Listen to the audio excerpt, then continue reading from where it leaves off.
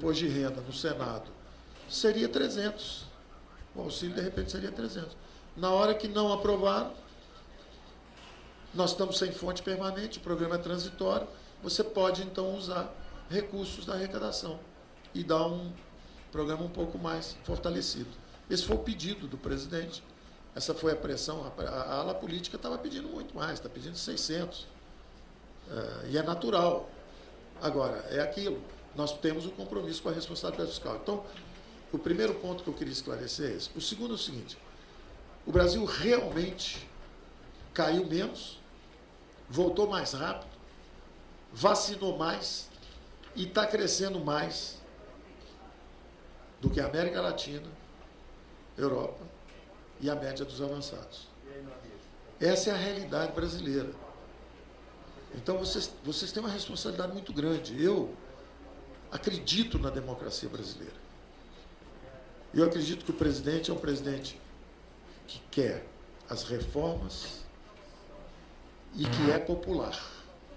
Eu não acho que o presidente é populista. Se ele fosse populista, ele tinha pedido 600, 700 lá atrás. Ele não pede isso. É o contrário. Tem uma opção de ministro que pede para furar teto, ele vem e fala, PG, como é que fica? Pode ser um pouquinho menos? Como é que dá? Pelo menos para isso, para aquilo. Quer dizer, ele tem esse senso de responsabilidade e ele sempre me apoiou nas horas decisivas. Sempre me apoiou nas horas decisivas. Agora ele pediu o apoio. Agora ele que falou, olha, vem cá, e os mais frágeis? E a nossa equipe trabalhou com ele. O Funchal e o Jefferson trabalharam com a equipe toda, com o relator, trabalharam com as equipes da Câmara, analisaram tudo, e eu soube 24 horas antes só que eles iam pedir para sair. Ou seja, eu sempre disse a eles o seguinte, nós não vamos fazer nada errado, nós vamos fazer tudo transparente. Se tiver que sair de qualquer coisa, tem que ser transparente, tem que ser anunciado. Eu apoio vocês e vocês fazendo tudo certo. Eles negociaram, e aí, de repente, 24 horas antes de mandar o precatório para lá, olha, nós vamos sair. Eu disse, mas por quê? Nós não fizemos tudo certo. Ah, mas estamos furando o teto. Eu falei, olha, nós furamos o teto o ano passado para atender a saúde. Os efeitos econômicos sobre os mais frágeis foram devastadores, todo mundo está dizendo. Os pobres estão sem comida, estão sem gás, estão tendo que cozinhar a lenha. Ora, ninguém quer tirar 10 em fiscal e deixar os brasileiros mais frágeis passarem fome. Então, é absolutamente natural. Eu, como ministro da Economia, eu tenho que lutar pelo teto, sim. Lutei até o final. Defendi os 300, defendi o imposto de renda, defendo as privatizações, defendo a reforma administrativa, defendo a reforma do imposto de renda. Vamos pegar o imposto de renda, vamos pegar de quem não paga, lucro e dividendo, e vamos dar para os mais frágeis. Vamos desinvestir para pagar justamente os efeitos socioeconômicos da pandemia. Em vez de fazer só a distribuição de renda, vamos fazer também de riqueza. Vamos pegar alguns ativos importantes e vamos dar recursos para os mais frágeis. Não tem nada de errado nisso. Agora, dentro de programas com financiamento correto. Dentro das regras do jogo. Se a gente desacelera as reformas, a nossa capacidade de atender o social também é desacelerada. Quanto mais rápido você fizer as reformas, mais você consegue avançar no social também. Não existe essa antítese entre o liberal e o social. Quem inventou a renda mínima foi o Milton Friedman. Quem trouxe para o Brasil foi o Suplicy. Quem apoia a renda básica familiar foi o presidente Bolsonaro, agora que lançou 400 de renda básica familiar. É um protótipo de um programa de renda mínima. Como é que eu posso estar contra um protótipo de programa de renda mínima, de renda básica familiar? Eu não posso ser contra isso. Agora, eu quero o financiamento correto. Eu quero cortar o subsídio, eu quero aumentar as reformas, que foi a lógica que nós usamos ao longo da pandemia. Nós dávamos recursos para os governadores, mas pedimos que não houvesse aumento de salários durante a pandemia. Eu vou chegar lá. No final, eu vou responder algumas perguntas. Eu vou chegar lá. Eu vou chegar lá. Então, eu só queria dar alguns recados primeiros, que são: não há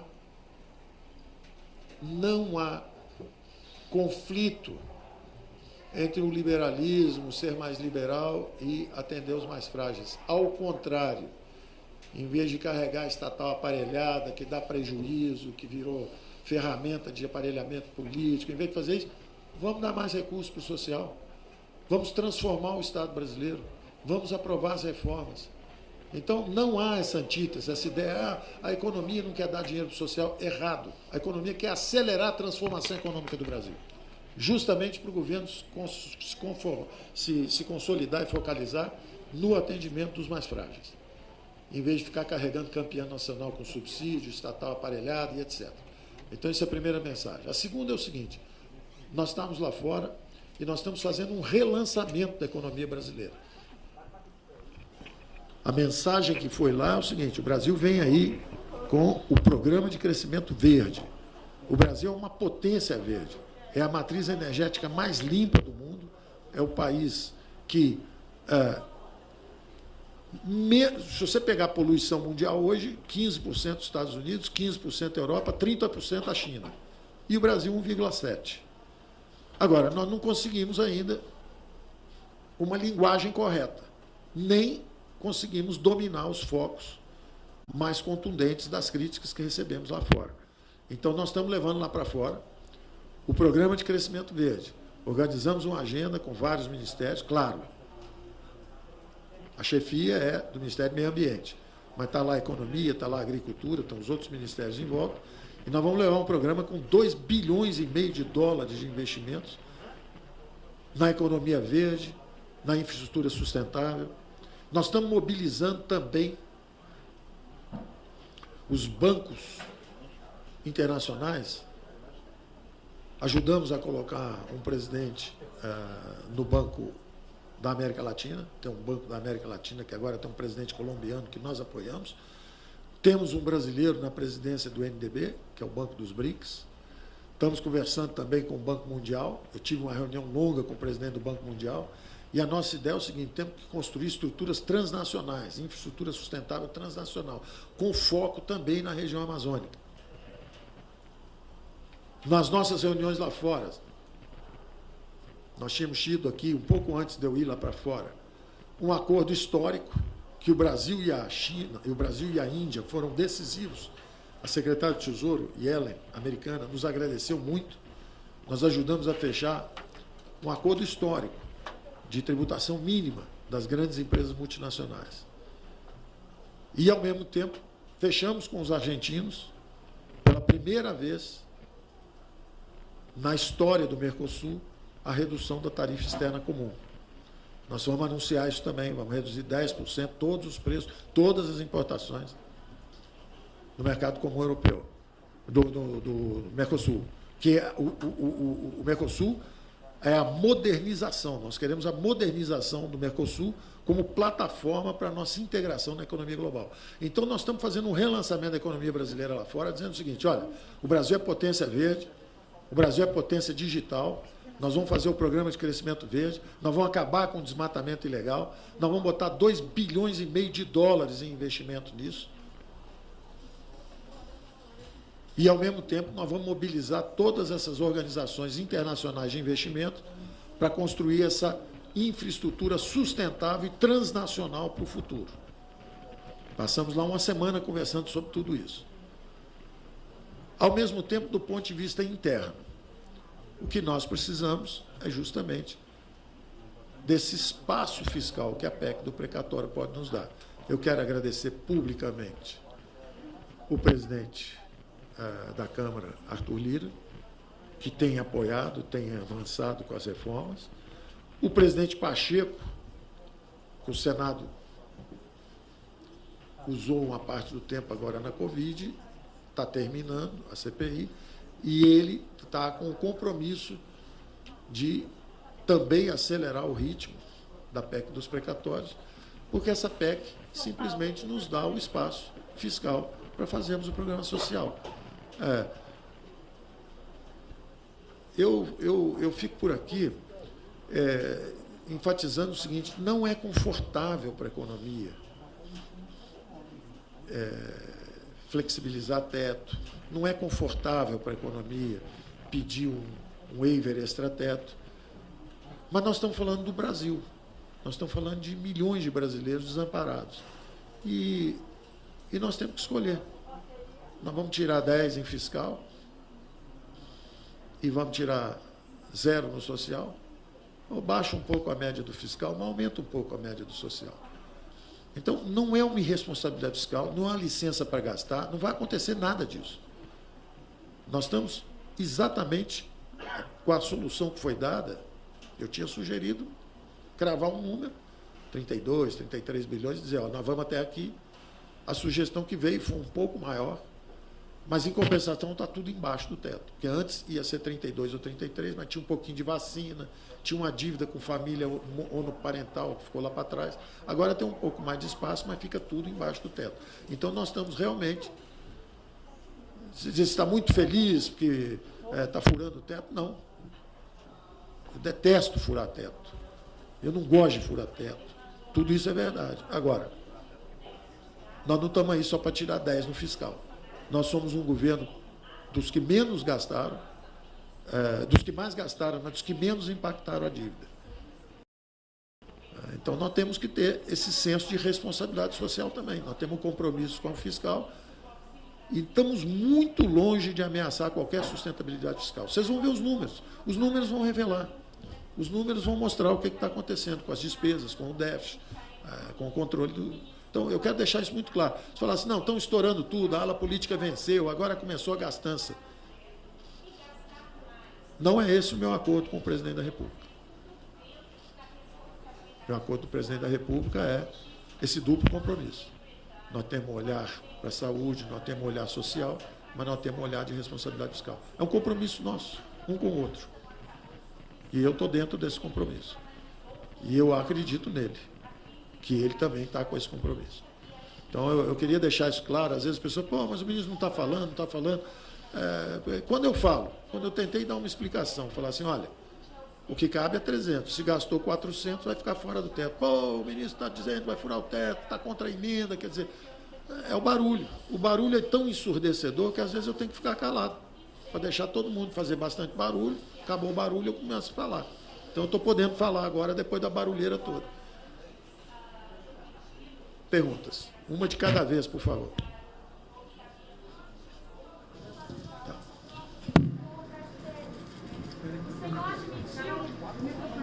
Tá. Boa tarde, ministro. Thalita Laurino, do Metrópolis. O senhor admitiu que houve especulação para troca quando citou André Esteves. O senhor pediu demissão em algum momento nessa semana? Eu não pedi demissão. Em nenhum momento eu pedi demissão. Em nenhum momento o presidente insinuou qualquer coisa semelhante.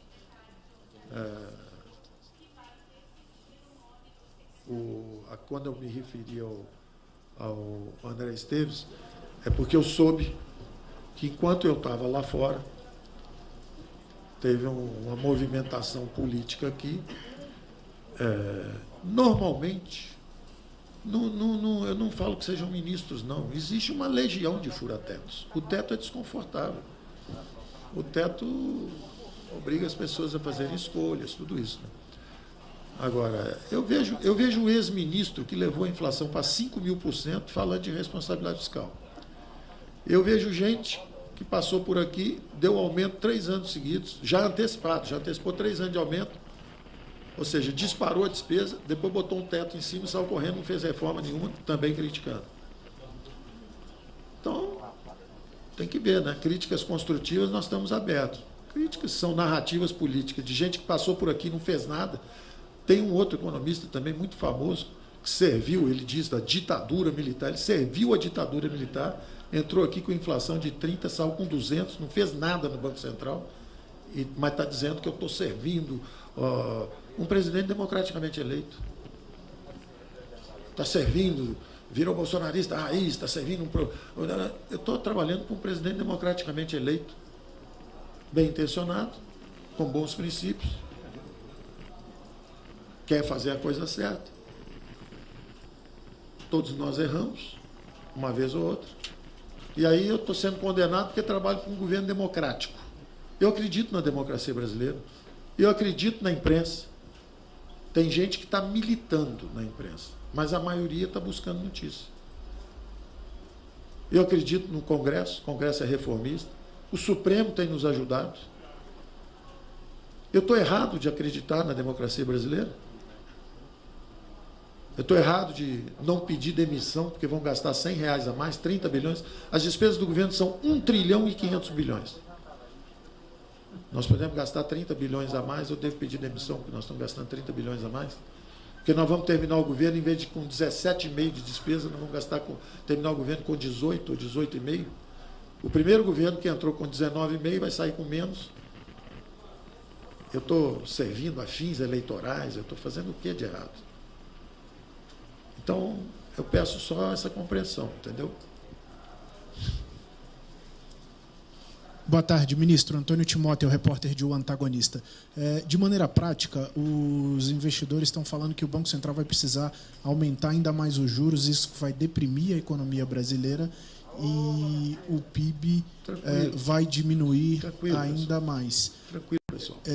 O senhor acredita que a economia ainda vai crescer em 2022? Eu acho que a economia vai crescer em 2022. Eu acho que nós já temos 544 bilhões de investimentos encomendados. Daqui até o fim do ano já vem ainda mais coisas.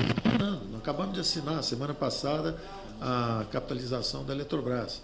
Acho que vai ser um sucesso, vai acontecer logo no primeiro trimestre do ano que vem. Estamos tentando andar também com Correios, estamos seguindo a nossa agenda. Seguem os leilões. Vem aí os leilões do pré-sal, que ficaram para trás. Vem aí também os leilões de aeroportos, de ferrovias. Nós vamos continuar trabalhando. Nós vamos trabalhar até o final do governo. É um governo que trabalha até o final. Então, eu acho que é possível que no ano que vem nós consigamos mais 200, 300 bilhões de investimento, de compromissos futuros de investimento. Isso está acontecendo diariamente. Você faz, o marco regulatório do... É importante ter isso em mente. Nós aprovamos Banco Central Independente. Você está falando de inflação e de Banco Central. Nós aprovamos o Banco Central Independente. Qual o governo que fez isso antes? Qual o governo que falou o seguinte: eu vou tratar com seriedade a questão inflacionária, independentemente do ciclo eleitoral? Ninguém fez isso antes. Aí você fala assim, bom, mas em vez de crescer 4 ou 4,5, o Brasil pode crescer 2? Sim. Porque o Brasil poderia crescer 4 ano que vem. Se estivéssemos virtuosos, as reformas andando um pouco mais, a mídia um pouco mais compreensiva sobre o que está acontecendo de correto, lá fora também um pouco menos de protecionismo em relação ao nosso sucesso como potência agrícola, e eles justamente forçando um pouco na questão ambiental, que certamente nós podemos melhorar, mas o Brasil não é o vilão da poluição mundial. O Brasil, ao contrário, nós acabamos de lançar nossa cédula verde, onde pela primeira vez nós vamos receber por preservação de serviços ambientais. Está dentro também do nosso programa de crescimento verde, que vai ser anunciado, deve ser anunciado segunda-feira que vem. Então, nós estamos andando em alta velocidade. O Banco Central tem que ficar de olho na inflação, sim. Tem que olhar para a inflação. Quem cuida de inflação é o Banco Central. E não pode ficar atrás da curva, não. Tem que correr. Tem que mostrar serviço. Ele é independente para isso. Se a inflação está subindo, ele tem que correr um pouco mais rápido. Quem cuida de inflação é o Banco Central. Quem tem que dar condições de sustentabilidade para ele poder trabalhar direito é o fiscal do nosso lado. Então, a minha obrigação é dar cobertura para ele. A dele é não deixar ficar atrás da curva. Tem que correr. Cada um tem que fazer a sua parte aqui.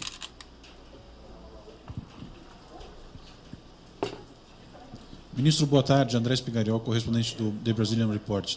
2 perguntas. Primeiro, com relação ao programa de crescimento verde. O senhor pode dar detalhes sobre o que vai ser anunciado, Não. sobre projetos específicos? Não. E Isso é para a segunda e isso é o ministro do Meio Ambiente que vai falar. ainda nessa questão, o senhor vai a Roma, pode adiantar com quais autoridades ou empresários o senhor pretende se reunir na Itália? Deve estar na agenda, eu mesmo não sei. Eu sei que eu vou conversar com os ministros do G20, da mesma forma que nós conversamos lá em Washington. E no programa de assistência de renda básica, no Auxílio Brasil, quando a gente falava no Renda Brasil, a gente falava numa escadinha de saída, porque era um programa permanente. Sendo um programa temporário, a gente está pensando ainda nessa escadinha para o beneficiário conseguir sair do programa? Eu acho que, sendo um programa transitório, ele adquiriu características um pouco diferentes. Ele adquiriu características de renda básica e não aquela rampa de ascensão social. Mas é coisa que nós estamos pensando ainda e possivelmente vamos reapresentar para o Senado o que já tínhamos aprovado na Câmara, que é esse olhar mais especial para a criação de emprego. Nós tínhamos um programa, eu cheguei a falar do BIC, do BIP, dos bônus de inclusão produtiva. Nós tínhamos um programa, infelizmente, aparentemente foi um desacerto político lá, porque tinha muita gente a favor do mérito, mas houve algum desacerto lá e acabou caindo, mas nós vamos voltar com isso. Emprego é uma prioridade. Ministro Luar Cota, do Valor Econômico. Duas perguntas, ministro. Eu queria saber se o senhor pode dar mais detalhes desse auxílio aos caminhoneiros. Eles estão achando que é um valor muito baixo, perto das despesas que eles têm com o diesel todo mês. E uma segunda pergunta, se o senhor acredita que consegue ficar até o fim do governo no cargo, uma vez que houve hoje rumores que o presidente teria autorizado a ala política a procurar substitutos para o senhor. Bom, primeira pergunta é o seguinte, a coisa mais importante é tirar a incerteza da mesa. Nós precisamos tirar a incerteza da mesa. Eu estou fazendo um esforço enorme para tirar a incerteza da mesa. Por exemplo, nós queríamos fazer o Bolsa Família, lá atrás, de 300, dentro do teto, embaixo da lei de responsabilidade fiscal. Quando chegou o meteoro, e eu repito que foi uma incerteza muito grande, porque dos 40 bilhões de aumento, ano passado foram 50, esse ano foi para 90. Desses 40 bilhões, quase a metade entraram nos últimos 9 dias. Era imprevisível. Quem é que pode dizer, não, era perfeitamente possível prever? Não era. Se entram 20 bilhões em 9 dias, nos últimos 9 dias, é claro que não era previsível. Podia ter entrado 0, podia ter entrado 20, podia ter entrado 40. Então, o que nós fizemos com a PEC dos precatórios foi justamente dar previsibilidade para esse tipo de despesa lá para frente. Então, o importante é a previsibilidade. No caso agora, essa incerteza está exatamente porque nós estamos há muito tempo tentando botar em 300, chegou o meteoro. Aí nós fizemos a PEC para fazer os 300, aí de repente não veio o IR, que era a fonte. Então, isso fica uma incerteza, e é normal, que o mercado fica nervoso, porque fica falando, bom, quanto é que eles vão gastar? Se falasse, vão gastar 32 e ponto, ou se falasse, olha, estamos fazendo o teto e vão ser 40 e ponto, pelo menos você sabe o tamanho do problema. E acabou a incerteza. O dólar subiu um pouquinho, o juros sobe um pouquinho, mas pelo menos acabou a incerteza. Então, no caso do caminhoneiro é igual. No caso do caminhoneiro é o seguinte, tinha gente oferecendo todo tipo de ideia estapafúrdia. Por exemplo, vamos dar um subsídio para o diesel e para a gasolina no Brasil inteiro. Ora, isso pode chegar a 100 bilhões, 150 bilhões. Você imagina, o petróleo subindo, o diesel subindo, e todo mundo vai ter subsídio para poluir agora, para usar bastante carro e ficar poluindo, e gastando 100 bilhões por ano. Não é possível. Então, o importante nisso aí é o seguinte, usou-se um número para fazer um cálculo, para dizer o seguinte, caminhoneiro pode rodar até 4 mil quilômetros, e isso pode ser, então, baixar 10% esse custo aí, pode ser R$400, e aí isso custa 3 bilhões e 700 por ano.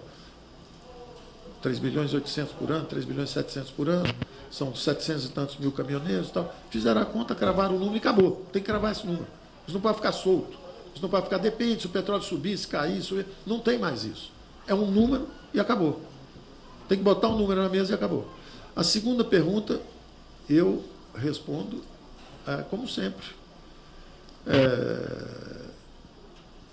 Eu vim acreditando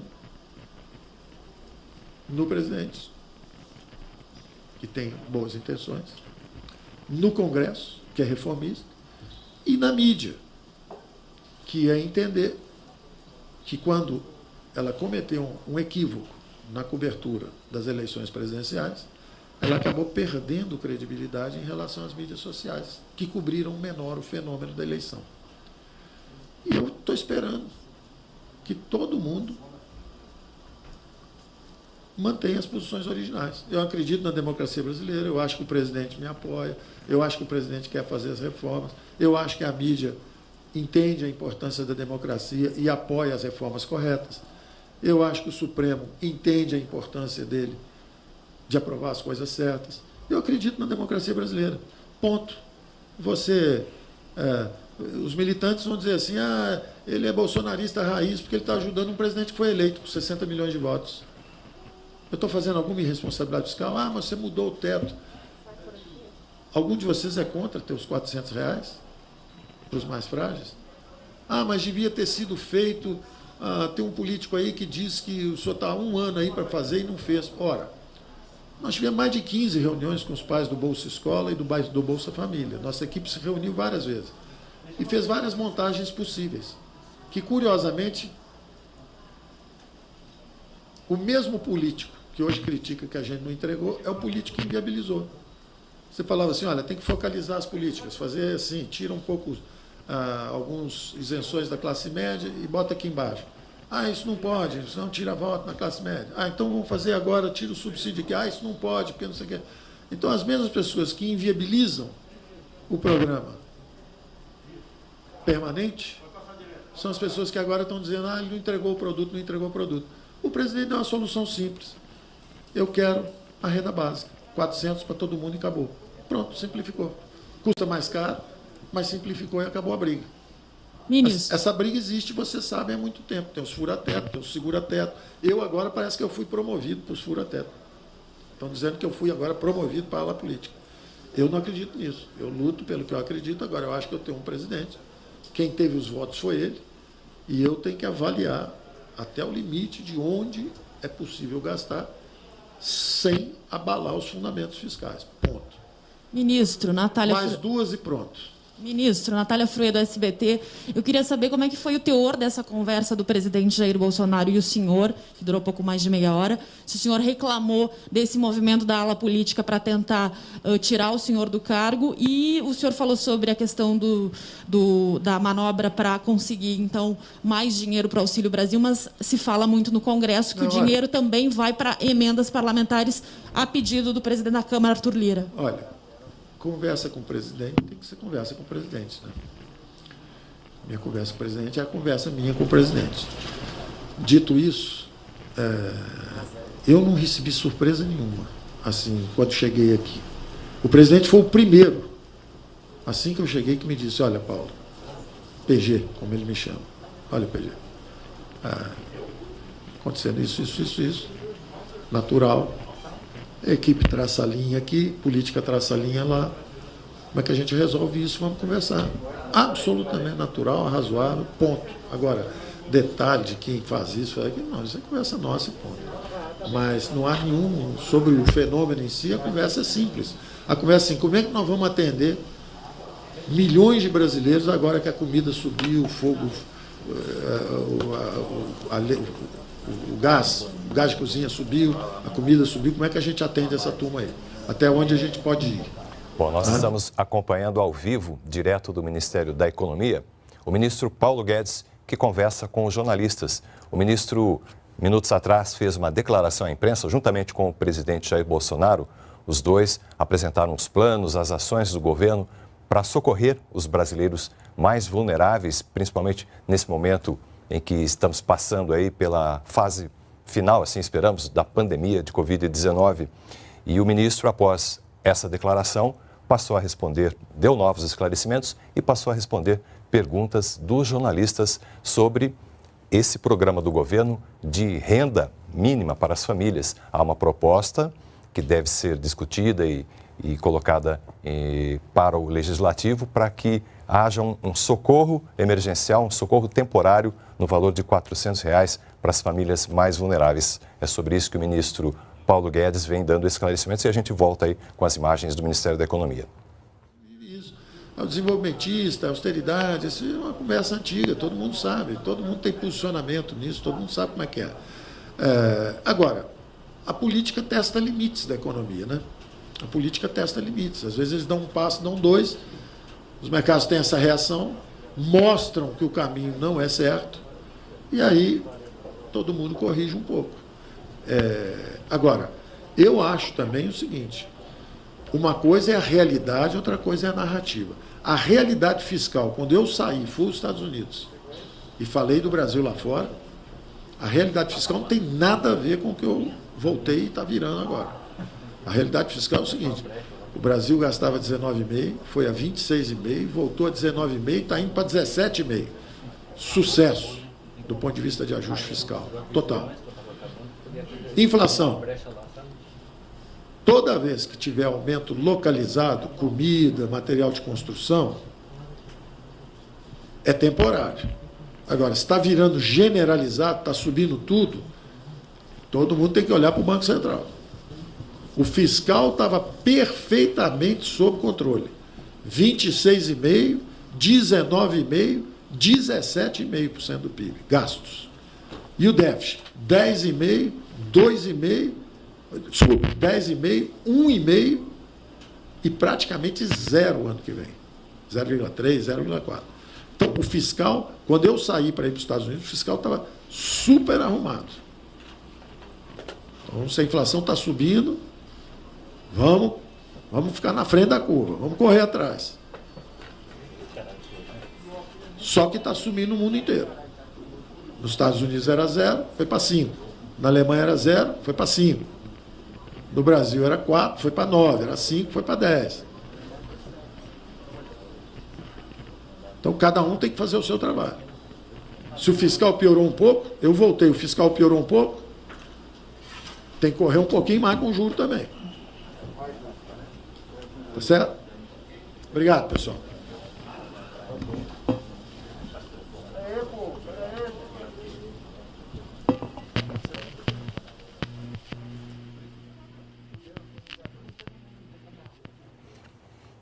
Tá aí, portanto, nós acompanhamos o ministro Paulo Guedes, que falou com a imprensa depois de ter participado juntamente com o presidente Jair Bolsonaro de uma declaração à imprensa sobre os planos e as ações do governo para socorrer brasileiros mais vulneráveis, mantendo o compromisso à responsabilidade fiscal. A gente fica por aqui, os detalhes e todas as informações do governo federal você confere seguindo as nossas redes sociais. Continue agora com a nossa programação, uma ótima tarde, um excelente final de semana. Até a próxima.